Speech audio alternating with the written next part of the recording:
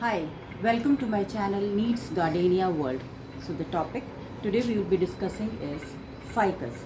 Ficus is a very common and hardy plant. By hardy plant, I mean that it can be transferred from one generation to another. Transferred from one generation to another means that if we maintain it, if we keep it at a proper place, give it a little bit of care, you can transfer it to your generations. It is a very hardy plant. Its roots does not extend and break the wall. It can be used to make bonsai and the propagation is equally easy to do. There are a lot of types of ficus like Ficus benjamina, Ficus microcarpa, Ficus starlight, Ficus elastica triangularis and etc. The ficus I own is like Ficus benjamina, Ficus triangularis because it has the leaves has a triangle shape and its variegation is very beautiful.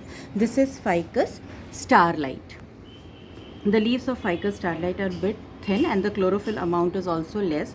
So now we will be discussing all about the soil, the compost and the environment it needs. Now the type of soil we require for Ficus elastica or Ficus benjamina is a sand soil that has to be around 40% and 30% garden soil and 30% compost. Now humidity. This is a humidity loving plant and whenever you water this plant you have to just give it a shower so it will really smile at you. Now the pest attack. Now can you see the ants over here? Now these ants they attract the mealybugs. Now what you can do, this is very uncommon thing because this is a very strong and hardy plant, but it is only because of this fluid that the insects are attracted towards it. Now you can just give a little neem spray to it and a soapy solution so this pest will go away and it won't be able to affect. This ficus of mine is around 8 to 10 years old. Now cutting of ficus. Now cutting of ficus because the growth period of ficus is summer.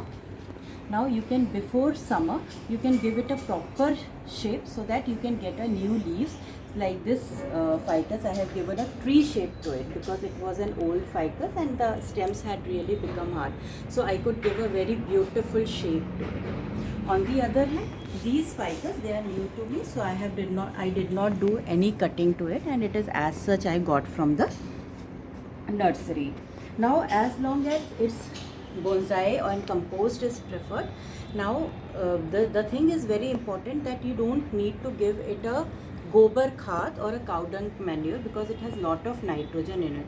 So it is better that in the month of September you can give the compost to it. Like up 2 saal mein you can give compost once a year is more than enough, and liquid fertilizer you can apply to it monthly. You can do anything. What you can do is like you can mix a little amount of DAP like diammonium phosphate and soak it overnight in the water, and next day you can just water it after diluting it 1:1. So this is how the compost and the liquid fertilizer can be given to it. Now to maintain the shine of this plant, the location. Now location, people think that it is an indoor plant, but no, it does require a morning sunlight of 3 to 4 hours. Then only it will maintain the green and shiny texture. If you will keep it in a very bright sunlight, the leaves will stop dropping and their beautiful green color will like dull. It will become little bit of dullness will come in that leaf. Now so it has to have a 3 to 4 hours of morning sunlight. Keep it in a shade area where you can get a morning sunlight so it will retain the beauty of its leaves.